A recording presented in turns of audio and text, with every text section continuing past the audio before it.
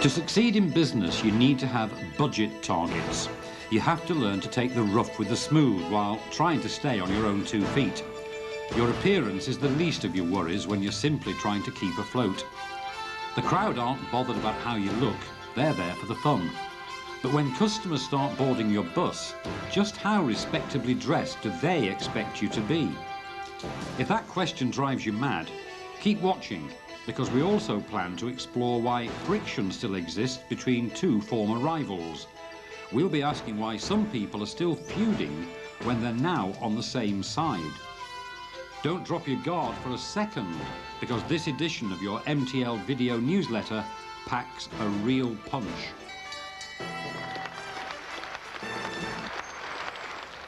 Hello, as you might have gathered, we've got plenty of sports action for you later in the programme. We've got boxing, raft racing for charity, and a full report on an MTL-sponsored golf tournament. Now, while I get set to tee off with Finance Director Ron Millington here, let's start by examining the issues behind those target budgets I mentioned at the start. MTL's policy is not to make profits, but to plough back any surplus into investment in new buses. The company also wants each business unit to stand on its own 2 feet, instead of loss makers being subsidised by successful parts of the business. This is why, for example, the company pays staff in different bus businesses different wages. The board's objectives are to increase shareholder value and to make sure that we're protecting the interests of all the stakeholders in the business. That's suppliers, employees, everyone. To do this, we generate targets which are appropriate to meeting the overall objective. We've said before that the company's objective is not just to make profits. It's to generate enough cash to replace the assets, because we believe that this gives us the best opportunity for future security for the company and for the employees. To replace each of the individual assets, we then reduce that into a cash number, and that allows us to generate a target for each individual part of the business. If we have unprofitable parts of the business, then we are requiring the other parts of the business to work harder to make sure we meet our overall objective of being able to replace the assets. If you want to use the golfing analogy, if we've got a good team turned out in the Ryder Cup and we've got one player who's playing particularly badly, if we know how well he can play and he can play in the future, then we may stick with him. But if we believe that he hasn't got a plan or he hasn't got aspirations for the future, then inevitably he's going to be dropped from the team. There already are different terms and conditions for different parts of the business. There are different terms and conditions in MTL Medical Services, in the MOT Centre, in environmental services.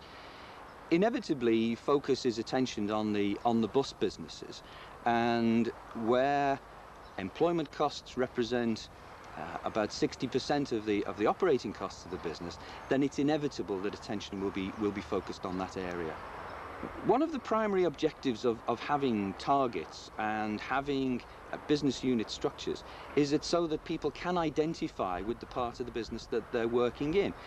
If you've got a huge mass of a business can make a meaningful contribution, then it's inevitable they will think, well, what can I do?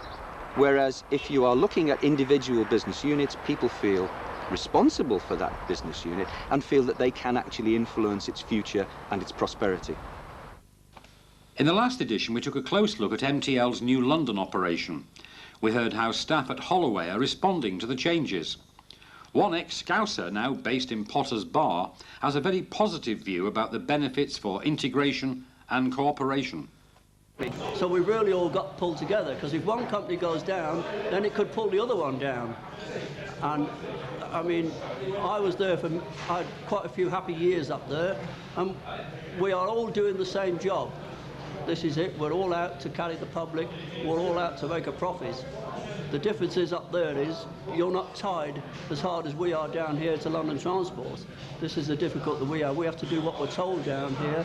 You could set your own timetables, set your own fares. We can't. We have to do exactly as we're told. And this is the difference between the companies. Perhaps some of us should meet together one day, social or something, football match, something like that. Might even lend as Goodison Park or Anfield to have it on. MTL acquired the Huyton-based Liverbus operation about 3 months ago. The company continues to operate down the same routes as Merseybus. We'll hear first from Liverbus drivers about how they feel about the takeover. Do they see themselves in competition with Merseybus, or have they started to operate more cooperatively? Well, it's talking about bus rationalisation. We want to know what routes we are going to lose and what, if any, what we're going to gain.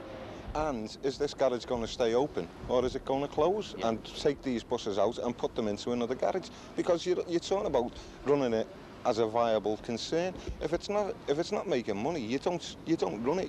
You drop it. And what we're worried about at the moment is this route rationalisation. That means to say, if we've got R212 coming down West Derby Road and we're doing £10 a mile and they're doing 5, we're going to get that route, which we're not too happy about, are we? Because basically, you're using garage against garage. They're using us against MTL. It's only going to get their lads' backs up. The man in charge of this new operation is General Manager Neil Powney. How does he see the future? I think the biggest problem at the moment is getting the drivers to work together. It's the drivers within Liverbus, Fairway and Merseyrider with the lads from Merseybus, basically. I think the sooner that people in each camp realise that we're all part of MTL, part of the one company, the better it will be for all concerned in each individual depot and MTL as a whole. If we're to run as separate business units with our own budgets and profitability targets and so on and so forth, we must do that. But to come back to the main point, providing we're not taking the revenue off each other and we're taking it off the opposition, that's what we need to look at and that's what we need to do. It would seem that newcomers from Potters Bar to Huyton are prepared to give integration and cooperation a challenge. But one of the toughest problems many people would like to see overcome is the long-standing feud between drivers from Merseybus and Fairway. Fairway was set up in 1986 by a former Merseybus shop steward. Many of its first employees were ex-Merseybus staff. Many Merseybus drivers still feel resentment towards Fairway staff. They regard them as traitors. An awful lot of fellas did go, an awful lot, and the vast majority of them decent enough blokes. But the fact of the matter is, to sell your job and then try to take mine off me just didn't wash. And one fella in particular, without naming his name, he said to me, "What do you expect me to do?" He said, "I've got to do the best for myself and my family." And I said, "Well, yeah, I accept that." But I said, "You doing the best for you and yours has virtually screwed me and mine into the ground, so I'm not putting my arm around you, and you're not my best mate anymore." I totally think it's wrong, actually, that a gentleman who's going along the same road as me on less pay than me, but is actually on his actual total at the end of the week is on more money than me. He's actually taking the bread out of my family's mouth with him doing that. But what makes me laugh about them is they've actually sold a job, but yet they're back on the same job, doing the same job as us bus drivers. Yeah. And they must have far more money than we're taking home, because if they get a pension of between £50 and £60 a week, they're on a third, and the rest, a third of what we're on now. The original Fairway drivers, it could be argued, were people with a bit of get up and go who were prepared to take a risk. Given the staff changes over the years, there are actually now very few ex-Merseybus drivers still working for Fairway. So how do they view the situation? It'd be a lot better if we could all work together instead of we're working against each other sometimes. It would be a lot better that way, yeah. Because of the redundancies that they took off the MPTA and then come into another job, and therefore they were quite well off financially. What also caused a bit of stuff was when they did take the redundancy, they said they'd never drive a bus again.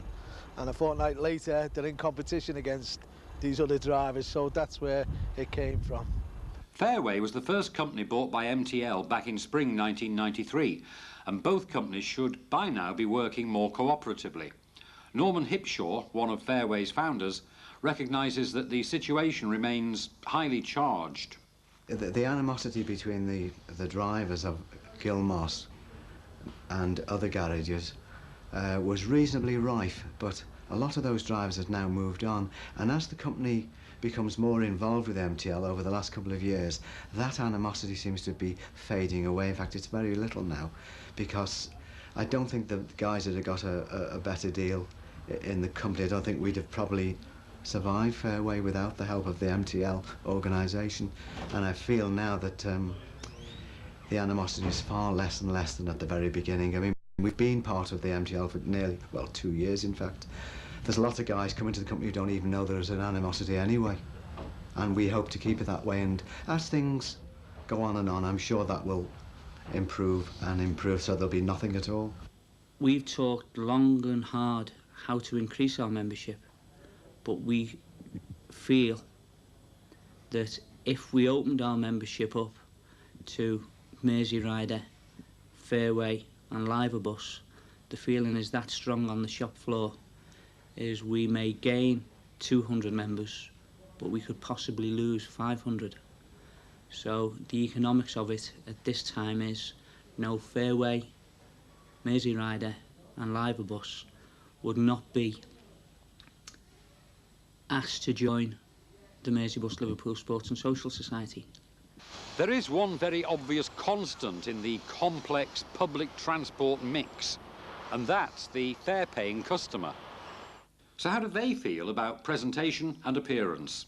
Customers certainly appreciate newer, cleaner buses. I think they're excellent, very good, clean and fast. Well, I like them to know clean and smart, and me to sit down on clean seats and to be able to see where I'm going and where I've been. I like to look out the window and I like to see where I'm getting off. Before, you couldn't see through the windows and you didn't know where you were getting off. You'd have to look where the driver was. And it's nice to see a lady driver. She looks very smart. She does. So, does the driver's appearance matter? How do drivers feel about the issue? Oh, I think first impressions go a long way. I think that's, it gives off a lot, really. If you go to work untidy and scruffy, I think people treat you differently. But if you, well, I try to be clean and tidy, and it just makes me feel better in myself, basically.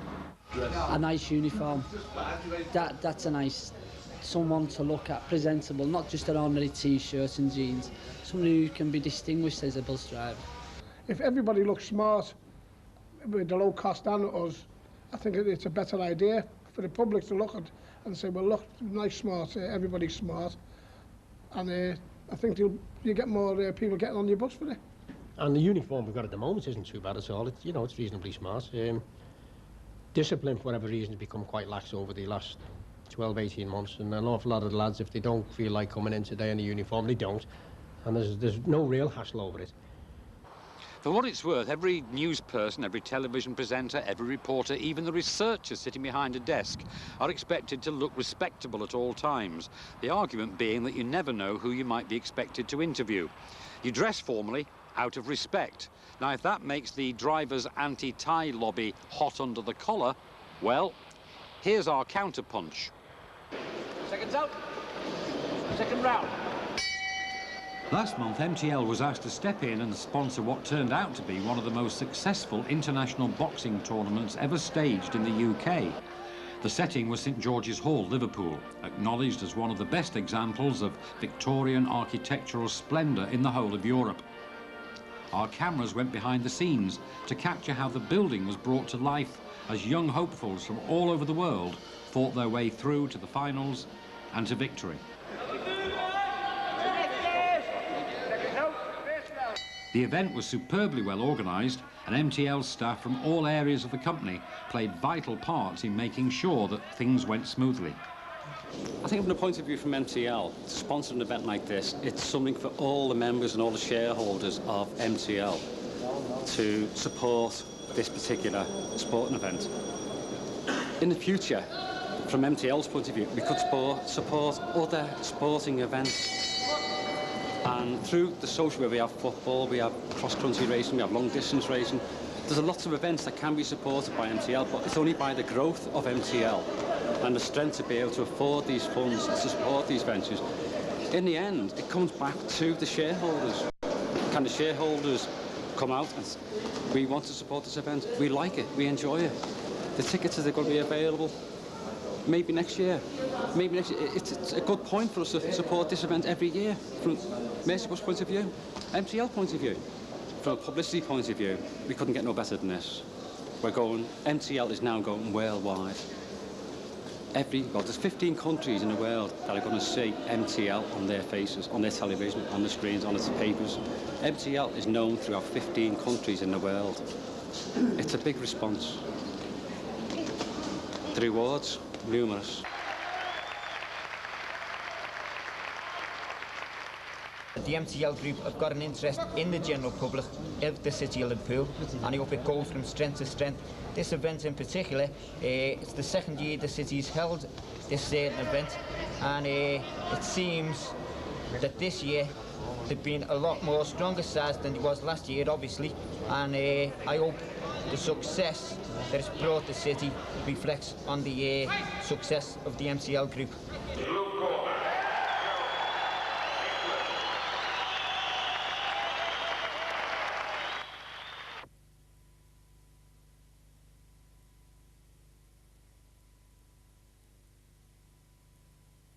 Yeah, I think Michael has proved not only himself but the city. He's made the city proud, and no more prouder than his father standing over there. Now, I've known Michael personally since he was Dean's age. Like, this is another young up-and-coming boxer from Liverpool. Good lad, his first season in amateur boxing.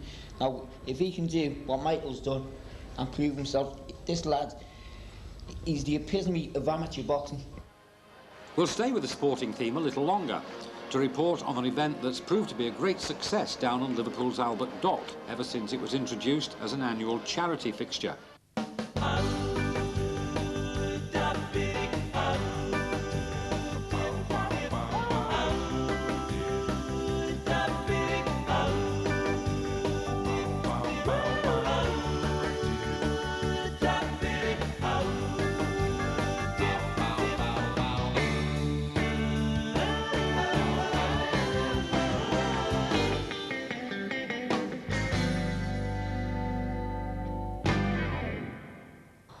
In the last edition, we took a behind-the-scenes look at one of the company's forward-looking subsidiaries, Medical Services. They not only offer superb in-house healthcare for MTL staff, but they're successfully and profitably expanding their services out to an increasing number of companies. So we turn our attention now to another MTL subsidiary, one with potential for expansion and already outperforming its targets. MTL is fully committed to maintaining its bus fleet at the very highest levels of performance. Paul Latham outlines his ambitions for the MOT department. I think there's a lot of business out there, and I think the MOT can be developed. It can be sort of encouraged to go bigger and bigger, and really it's by sort of telling people the services that we give. And that we're independent, we don't do repairs, we're not after anyone's money. We'll give you a survey and an inspection as the vehicle stands and tell you everything about it. We are a standalone business unit. We have to meet our own budget. We've got to keep to that budget. We obviously get information on the budget to see whether we actually met it, whether we're keeping in budget. And I think that makes the business unit more effective. You're not relying on any other people, only your own people, and you can monitor it effectively. There's plenty of opportunities for the employee and shareholder to bring their vehicle, obviously, for a MOT, annual MOT, to make sure the vehicle's roadworthy. But in addition to that, we also offer an independent survey inspection. If that person is going to buy a vehicle and is going to spend a lot of money, or even a small amount of money, and is uncertain of the condition, we'll offer an inspection service that will give the customer peace of mind, knowing that he's going to get value for money and a vehicle's going to be roadworthy. Well, while I've got the chance, maybe it's worth reviewing how the share issue is progressing, Ron. Well, the discussions are going very well, Bob. A lot of people now grasp the issues involved, although it's obviously a very complicated and complex set of changes that we're proposing. Most people now appear to understand the need for change. In fact, the C directors conducted you could call it a straw poll recently amongst shareholders, and the vast majority were in favour of us tackling the changes that we need. We're really focusing now on three major issues, the retention of shares by people who leave the company, the need for the internal market, the buying and selling in shares, and the third, which is probably the most emotive issue, is who within the MTL Trust Holdings Group should actually be allowed to own shares. So they're the three main issues. Are you fairly optimistic? Oh yes, most people now understand the changes, and we're very confident that they will grasp the need for change.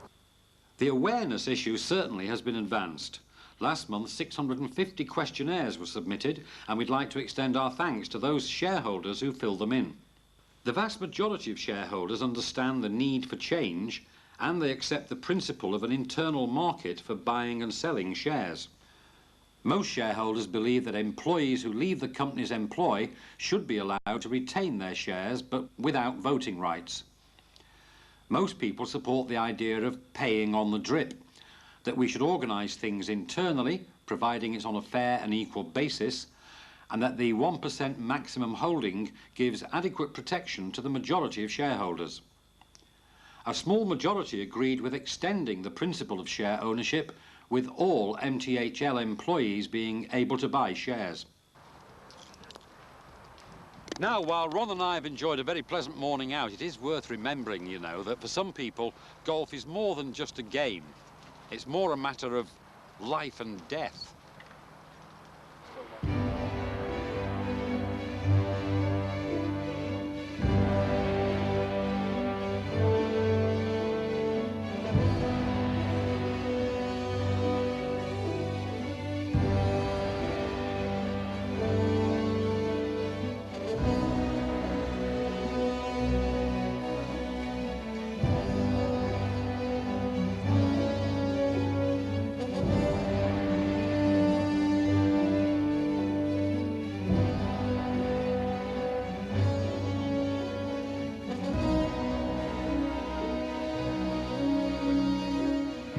It's a pleasure to welcome to West Lancashire Golf Club our sponsors for today, and that is Volvo Bus UK.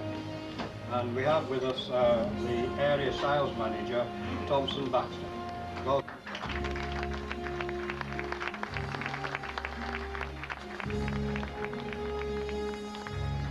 Also as a guest this evening, we have Peter Coombs, the Managing Director of Merseybus. Welcome, Peter. In fourth position, from Merseybus, with 29 points, that's on the back nine, that's Charlie Williams, our captain, and Dave Blackman.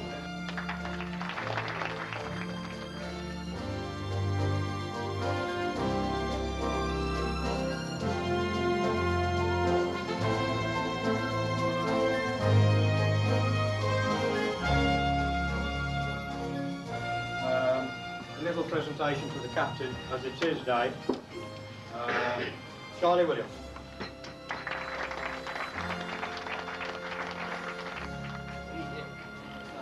Don't want me to say it. What are you sweating for? I'm Just need to be afraid, It's just so hot down there. Oh, all right. Well, you're going to make it hotter still because you're going to talk in that microphone. Right, now. that's There you are. fine. Thanks very much, Charles. There you are.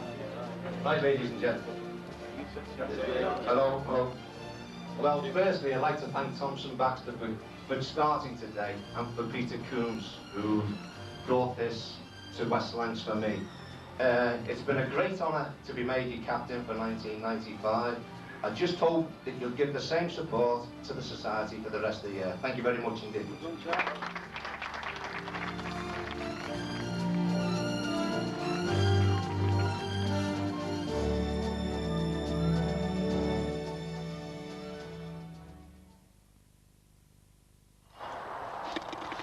I've enjoyed the exercise of going around the golf course. I've enjoyed the exercise of bringing in its latest edition. It's time now for Ron and me to exercise ourselves in the well-known 19.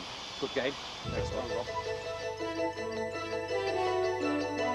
Rob.